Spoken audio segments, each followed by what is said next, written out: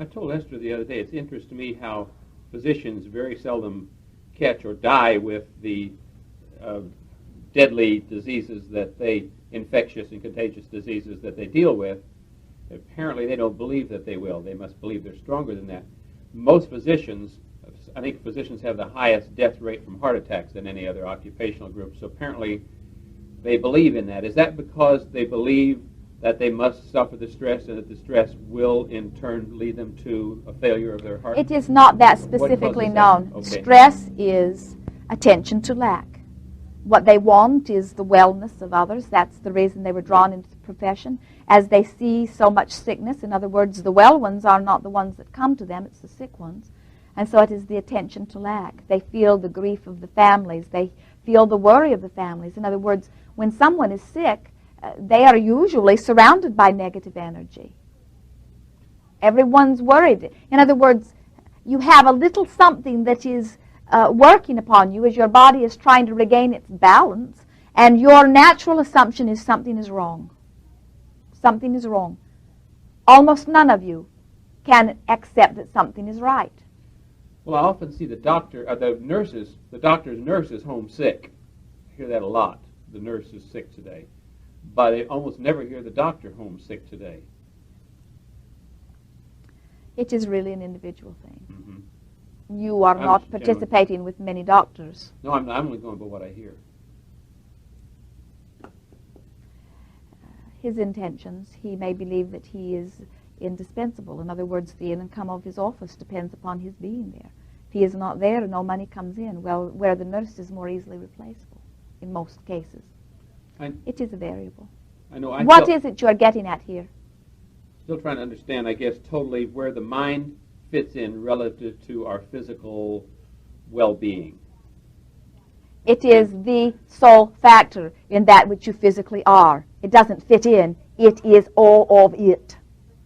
Because the mind is either projecting the thought relative to thought only, or it is assessing something physical that it is observing. In other words, it is all mind.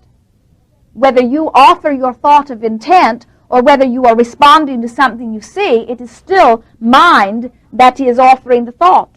It is through the mind. Let us look at it this way. This may be helpful. When you decide to defend yourself as a society against violence, do you decide to control bullets or guns? In other words, the gun is seen as the weapon, the projector. And in that way, your mind is the projector. The thought is the bullet, but it is the mind that is the projector. Play off just a little bit further. In 40-something years of what they call work, and in all my years of show business, over 20 years of that, I never missed a show because of illness. And then the next 20 years I've had in my current business, I've never not been able to do, because of illness, what I want to do. And yet, through that interim, I meet thousands and thousands and thousands of people who are too sick to go into work, or as Esther said, when she used to work, that they had like a sick leave that people had, and the workers all used up all their sick leave. They were just sick up to the maximum. So it isn't that I am healthier than the one who gets sick a lot. It's because, are you saying I'm like the doctor, that we're, in as much as we feel that it's really important what we do, and so... Your desire to be there was strong, and so your body responded. Most of those that you're describing are not wanting to be at work anyway. They're going to work because they do not feel like they have any option. They don't go to work, they don't have money. If they don't have money, they don't have whatever. And so it is not the sickness that is the issue. It is the intent. Okay. It is the desire. You have kept yourself in a position of doing what you were wanting to do. And so you were not looking for reasons not to do it. Sickness is a justification in many cases not to do something. Very often it is the scapegoat that you choose.